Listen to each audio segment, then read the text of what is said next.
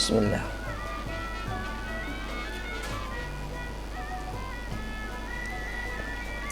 Alhamdulillah. Assalamualaikum Bi. Waalaikumsalam. Ya Pak nih. Sehat. Alhamdulillah sehat Bi. Nah. Ini Bi, tadi kan aku lagi baca-baca ya. Ah. Baca-baca kitab nih. Terus ada tentang pengertian tentang Sayyidah Khadijah. Itu Wah. menurut Abi tuh bagaimana sih Sayyidah Khadijah tuh? Luar biasa, itu kan istri Rasulullah SAW dan berjuang bersama Rasulullah SAW, dan perjuangan itu luar biasa besarnya. Jadi mengorbankan segalanya demi perjuangan Islam, demi dakwah Islam. Ini luar biasa. Sayyidah Khadijah ketika bersama Rasulullah, wah, luar biasa dah. Itu patut dijadikan pegangan, pijakan untuk seluruh umat Islam, termasuk juga orang yang berumah tangga, perempuan. Itu bagaimana bisa mencontoh pribadi dan keluhuran akhlaknya Sayyidah Khadijah, kesetiaannya, pengorbanannya luar biasa, luar biasa. Masya Allah. Oh iya Bi. Nah, Tadi teman Fani tuh ngechat, katanya mau kesini, mau nanya-nanya tentang ini pernikahan juga. oh gitu, boleh. Ah. Aku tanya dulu ya Bi ya. Oh ya. Boleh.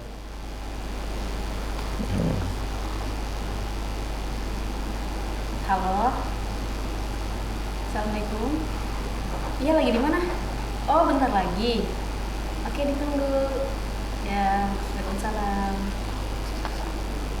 Bentar lagi, Bi, datang. Oh, kuliah dulu kali ya. Ya. Ya. Itu dia. Oh ya. Salam. Waalaikumsalam. Ya, masuk. Masuk. Waalaikumsalam ya. Ayo, silakan duduk. Ini teman Pani. Iya. Ah. Temen waktu di pesantren dulu. Oh iya. Mudah-mudahan semuanya pada sehat-sehat. Barokah. Iya, tadi Pani cerita katanya ada kawannya mau konsultasi atau mau ya gitu dah, ngobrol-ngobrol. Nah, gimana, ada apa? Ada yang chat aku, minta aruf itu. Cowok nih, cowok. Ya. Iya, kalau cewek bahaya juga. Iya. Iya, beliau ini chat aku nggak kenal. Ya, bilangnya mau ngajak ta'aruf, tapi itu gimana aku harus ngerespon itu? Oh gini, kalau dalam Islam itu yang pasti berdua-duaan tuh nggak boleh.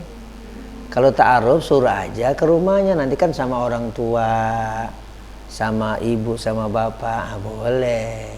Kalau berdua-duaan nggak boleh. Nah, itu diharamkan dalam Islam. Kalau pengen kenal boleh-boleh aja, ta'aruf namanya. Kalau komunikasi sering kayak gitu lewat chat boleh nggak sih, Bi? Kalau komunikasi yang penting nggak vulgar atau nggak menjurus hal-hal yang diharamkan, nggak masalah.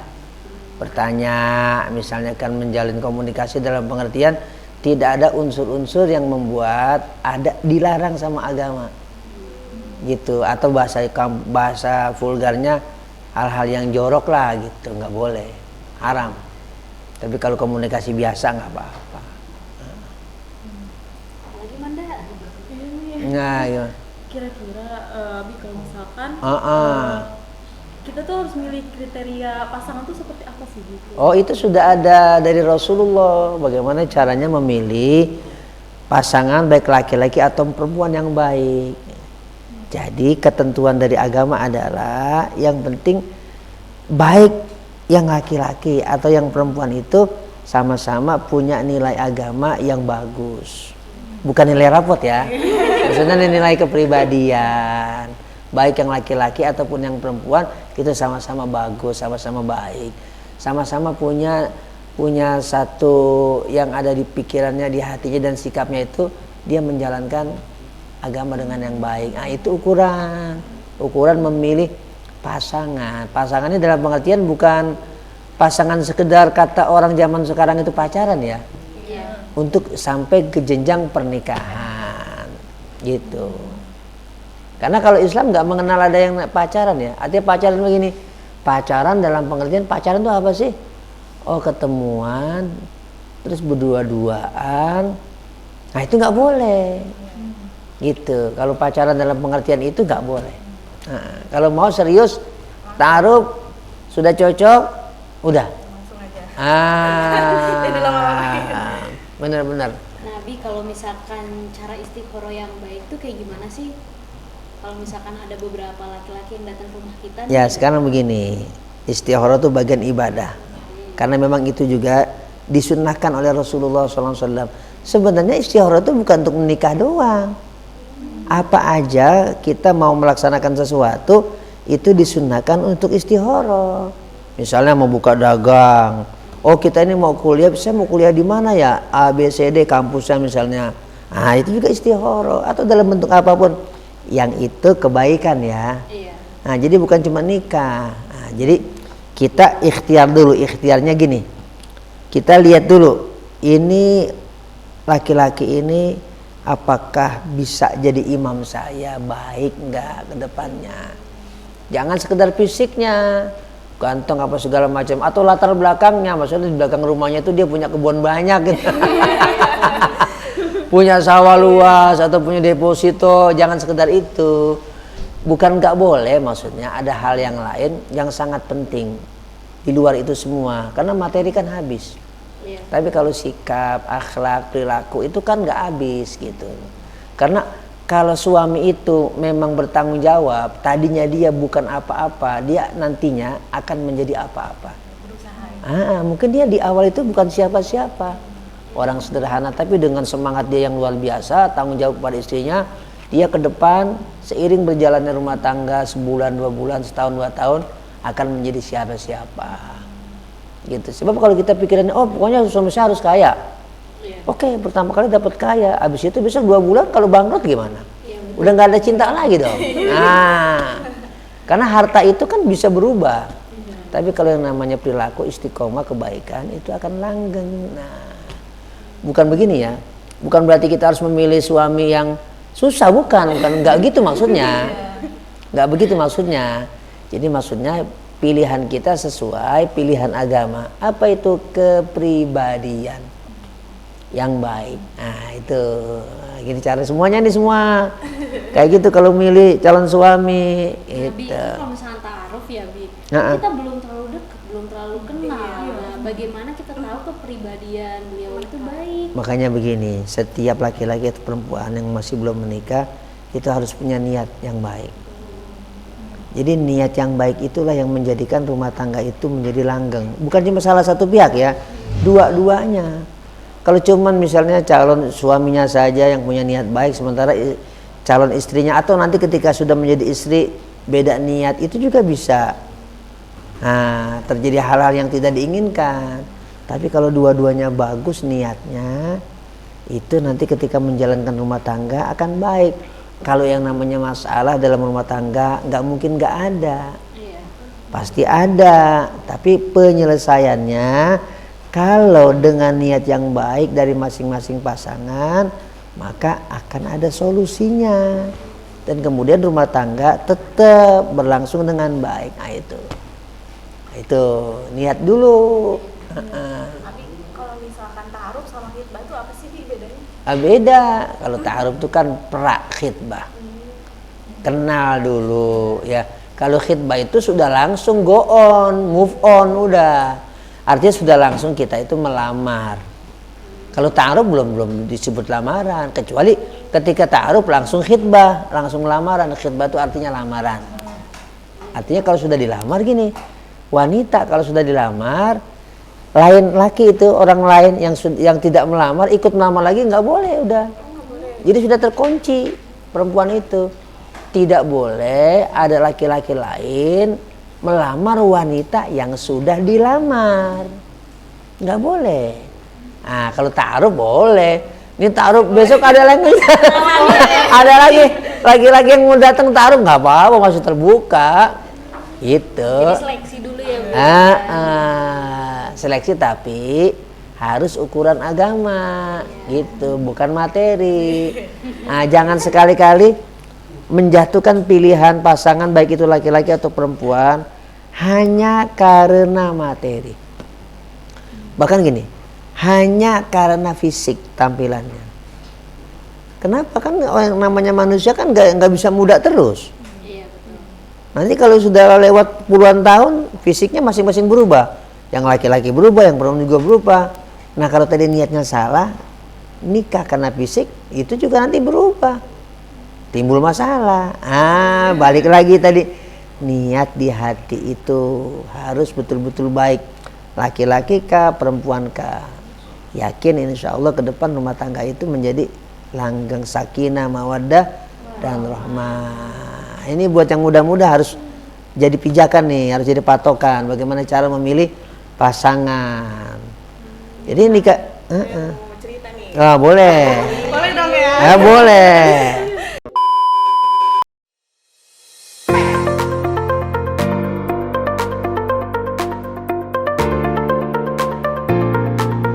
Selamat datang di SMA Bani Saleh. Yuk kita lihat fasilitasnya.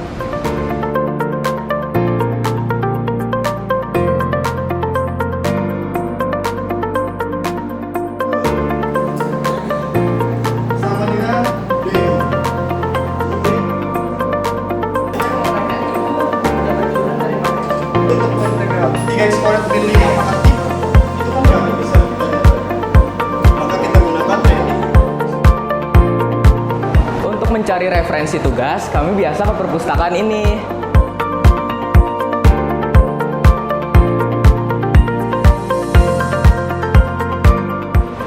Nah, sekarang kita sedang berada di ruang laboratorium.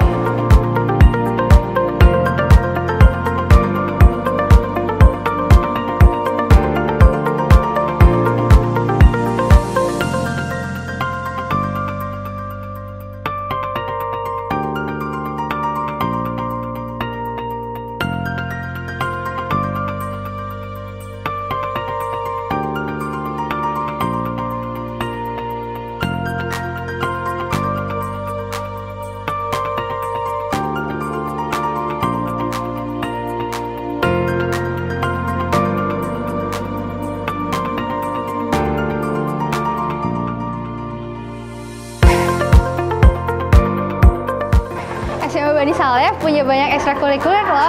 Ada apa aja sih? Yuk kita lihat.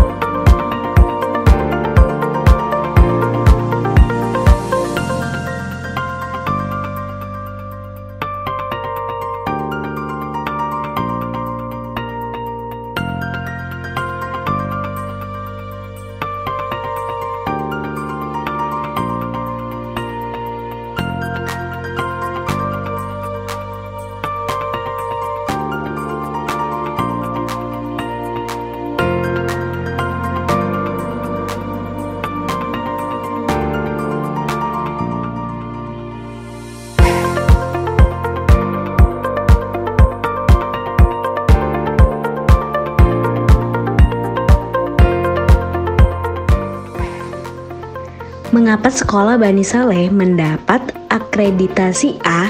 Karena menggunakan kurikulum Merdeka. Untuk alamatnya ada di Jalan Melati Raya 2 nomor 54, Kelurahan Bekasi Jaya, Kecamatan Bekasi Timur, Kota Bekasi. Pendaftaran ini sudah dibuka loh dari 1 Juni sampai awal Juli 2023. Ada promo besar-besaran loh saat kalian mendaftar.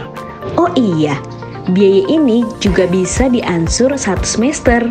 Kami juga menerima siswa mutasi atau pindahan. Sangat menarik bukan? Yuk, untuk kalian yang ingin mendaftar bisa langsung datang ke sekolah SMA Bani Saleh. Nah, untuk informasi lebih lanjut bisa banget menghubungi admin di bawah ini. Lulusan SMA Bani Saleh banyak yang keterima di perguruan tinggi negeri loh. Yuk buat kalian yang sedang mencari sekolah, ingat selalu dan daftarkan diri kalian ke SMA Bani Saleh. Banyak diskon yang menanti loh.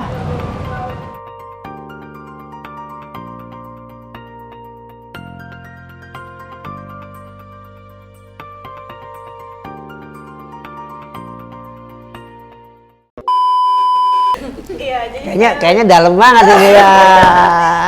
Iya iya.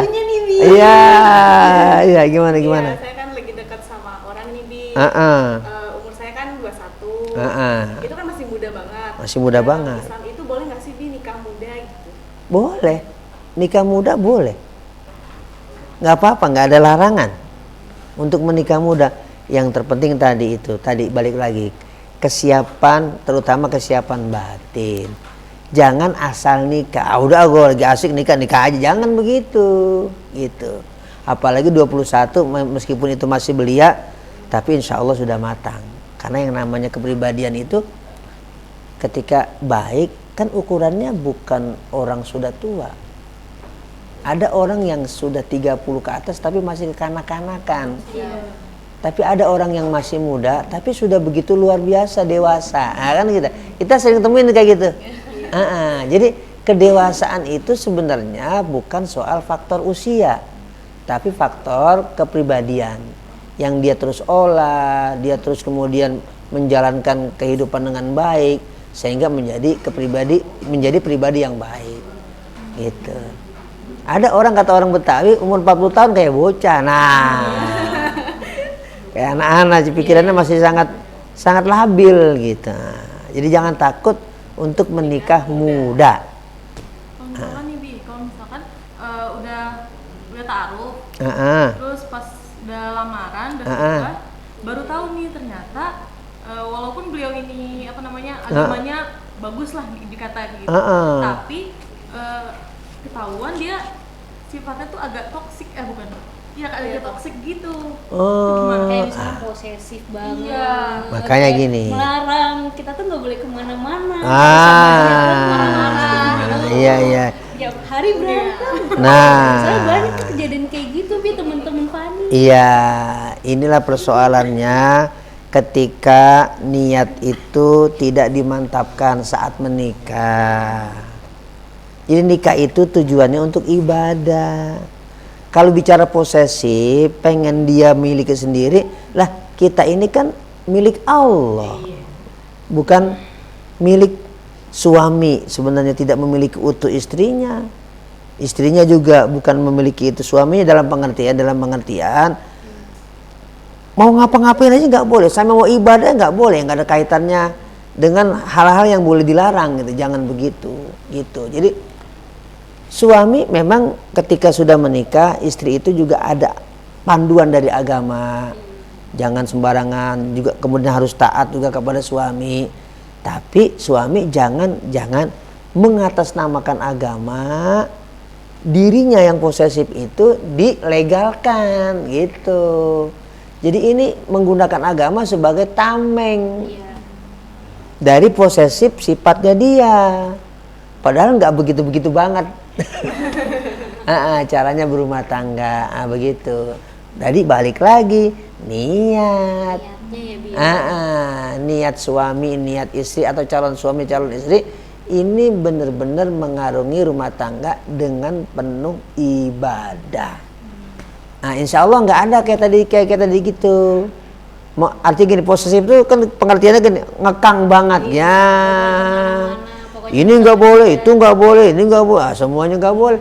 Meskipun betul ya, suami itu adalah sosok di mana ketika istri mau apa-apa harus izin. Ya benar.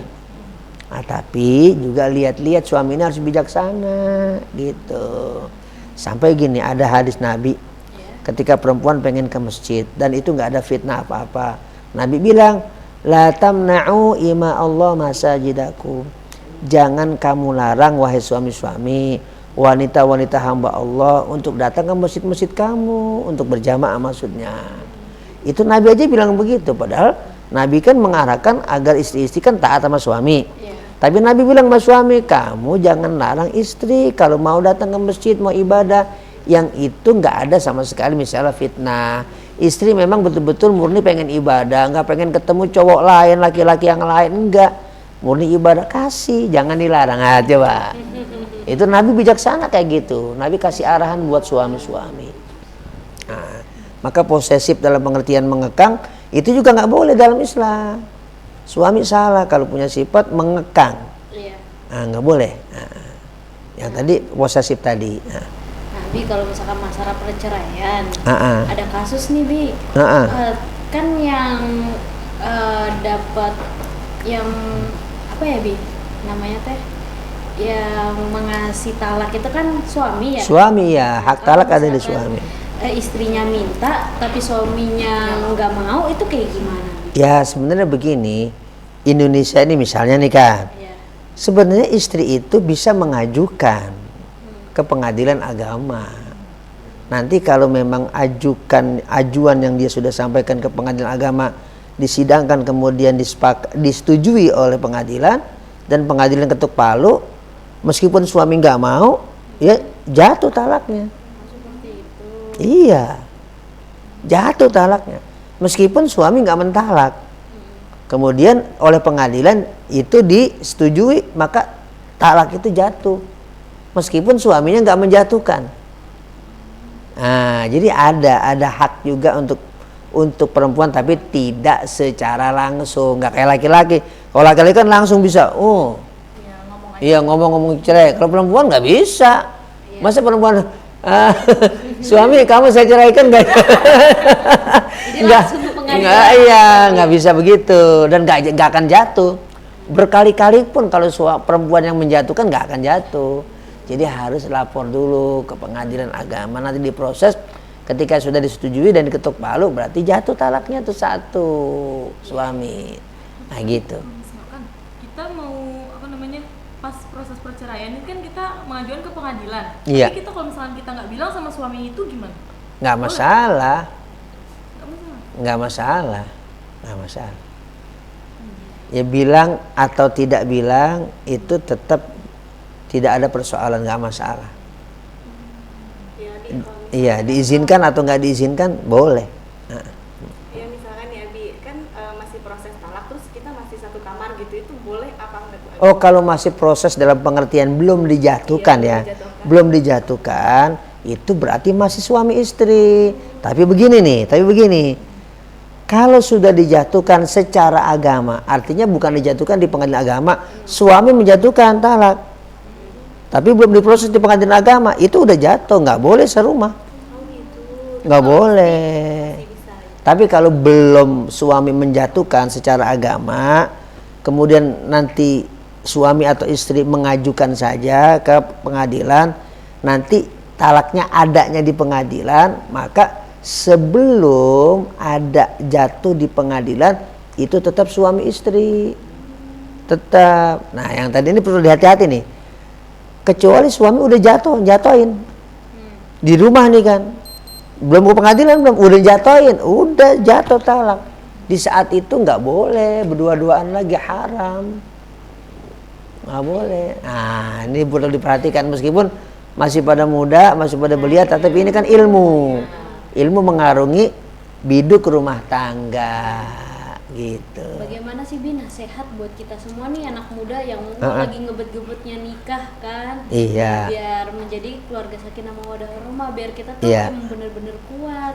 Memang modal agama itu sangat penting. Itu yang paling utama dan pertama.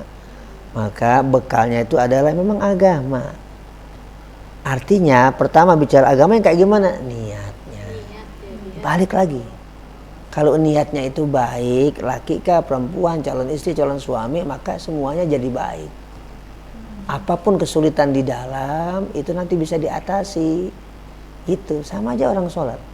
Sholat pertama apa? Kan niat. Nah, kita aja puasa, sebulan puasa udah niat malamnya. Iya, puasanya kan belum. Puasanya kalau udah subuh kan, udah subuh dan baru kita mulai puasa. Tapi sebelum puasa niat dulu puasa. Artinya apa? Niat itu penting. Kalau kita udah niat puasa, Kita bisa puasa sampai asar, sampai maghrib ntar bisa. Godaan apapun bisa kita selesain. Ada siang-siang, wah ini sirup enak. Nafsu sih nafsu, tapi karena kan saya udah niat malam. Bisa dilalui. Gitu juga rumah tangga. Niat saya ini baik kok. Saya niat ibadah. Suami juga, oh iya ya, kita sama-sama niat ibadah. Ada masalah, yuk kita selesaikan dengan niat kita. Kan kita niatnya sama-sama pengen baik. Nah, pasti ada tuh jalan keluar ketika dalam rumah tangga ternyata ada masalah. Tapi karena niatnya sama-sama baik, selalu ada jalan keluar. Pasti itu. Nah, jadi jangan takut, jangan khawatir. Perbaiki dulu, tata dulu niat menikah. Tanya sama calon suaminya ketika ta'aruf, abang nikah kenapa? Oh kalau karena fisik saya, atau karena saya orang kaya, atau karena ini, karena koneksi segala macam, mendingan gak usah nikah sama saya. Ayo kita satuin dulu niat kita ketika ta'aruf kita ngomong. Kita satuin dulu niat kita niat semata-mata ibadah. Dan ini gak boleh basa-basi. Kalau abang basa-basi, mendingan gak usah. Harus gitu. Nah, jangan sekali-sekali kita terperosok nikah itu karena cinta yang gak jelas. Gitu. Nafsu, ya, nafsu. Jadi membedakan antara nafsu dan juga emang niat ibadah. Nah itu gampangnya begitu. Gimana kita cara bedainnya? Niat dulu. Kalau kita semata-mata karena sesuatu atau kepentingan atau karena ada hal yang lain, oh berarti niat kita salah. Nah, jadi indahnya rumah tangga itu diarungi ketika niatnya sama-sama baik. Nah ini yang penting. Yakin rezeki kita akan selalu diberikan oleh Allah ketika nikah. Tapi ketika ada salah satu pasangan yang niatnya salah, itu ada rezeki yang seret bisa jadi. Kenapa? Salah niat, gak dikasih sama Allah jalan keluar rezekinya. Saya bicara begini kan emang ada ayat Qur'annya. Jadi orang-orang wali ini yang menikahkan, Allah bilang wa ankihul ayyama minkum wassalihina min ibadikum in yakunu fuqara yughnihimullah min fadli. Orang para wali, orang tua nih, nikahi putri-putri kamu dengan orang-orang yang saleh. Orang yang saleh, nah mereka gitu. Kenapa? Kalau nanti di awal rumah tangga kata Allah nih, firman Allah, dia fakir, diberikan kekayaan oleh Allah, diberikan kecukupan oleh Allah. Kuncinya apa tadi? Kesolehan, niat baik. Itu yang menjadi awal rumah tangga biasa-biasa aja akan menjadi yang luar biasa. Halo jiwa muda, kalian masih bingung dan masih mencari tempat untuk kuliah? Nah, ini dia solusinya. Kalian bisa berkuliah di Institut Bisnis Muhammadiyah Bekasi. Yuk kita lihat ada apa aja di Institut Bisnis Muhammadiyah Bekasi. Pertama, kita disambut dengan lobi dan juga ruang pendaftaran untuk kalian calon mahasiswa baru Institut Bisnis Muhammadiyah Bekasi. Dengan ilmu menjadi wirausaha di bawah sinar matahari. Lanjut. Nah, sekarang kita berada di ruang administrasi. Lanjut lagi, kita ke ruang dosen dan juga ruang dekan Fakultas Teknik dan Komunikasi. Nah, ini dia ruang kelas untuk para mahasiswa belajar mengikuti perkuliahan dan juga kantin untuk kalian para mahasiswa bersantai sejenak setelah perkuliahan.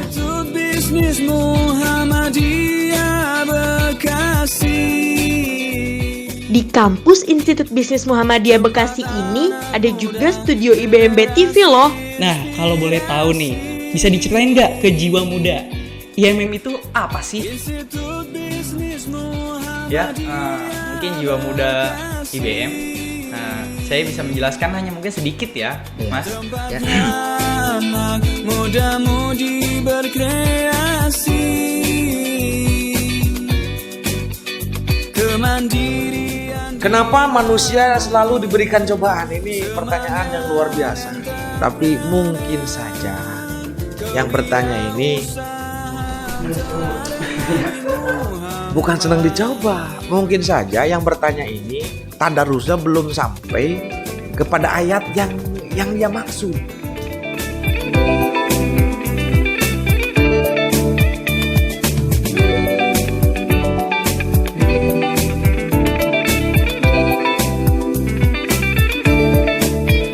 Jiwa muda semangat berkarya, dengan ilmu membangun umat dan bangsa. Di bawah sinar matahari, memberi semangat, menjadi pencerah dunia. Institut Bisnis Muhammadiyah Bekasi. Oh iya, para jiwa muda, kampus Institut Bisnis Muhammadiyah Bekasi juga memiliki gedung baru loh. Yuk kita intip di dalamnya. Institut Bisnis Muhammadiyah Bekasi. Nah, kita disambut dengan lobi dan juga musola untuk kita beribadah nih jiwa muda. Lanjut lagi, ada juga ruang rapat para dosen-dosen Institut Bisnis Muhammadiyah Bekasi. Bagi kalian yang hobi membaca buku, di sini juga ada perpustakaan loh. Banyak sekali buku-buku pelajaran yang bisa kalian baca untuk menambah wawasan dan pengetahuan kalian. Tadi kita sudah lihat kampus A dan kampus B Institut Bisnis Muhammadiyah Bekasi. Berapa sih biaya pendaftarannya? Total pembayaran pertama hanya sebesar Rp1.250.000 dan biaya per semester hanya Rp3.000.000. Ada jurusan apa aja sih di Institut Bisnis Muhammadiyah Bekasi? Yang pertama, ilmu komunikasi. Kedua, teknik informatika. Ketiga, manajemen. Keempat, ekonomi Islam. Kelima, akuntansi. Dan yang keenam, ekonomi pembangunan. Oh iya, Institut Bisnis Muhammadiyah Bekasi juga punya beasiswa loh bagi kalian jiwa muda yang berprestasi. Jadi, tunggu apa lagi? Yuk langsung segera daftarkan diri kalian ke Institut Bisnis Muhammadiyah Bekasi.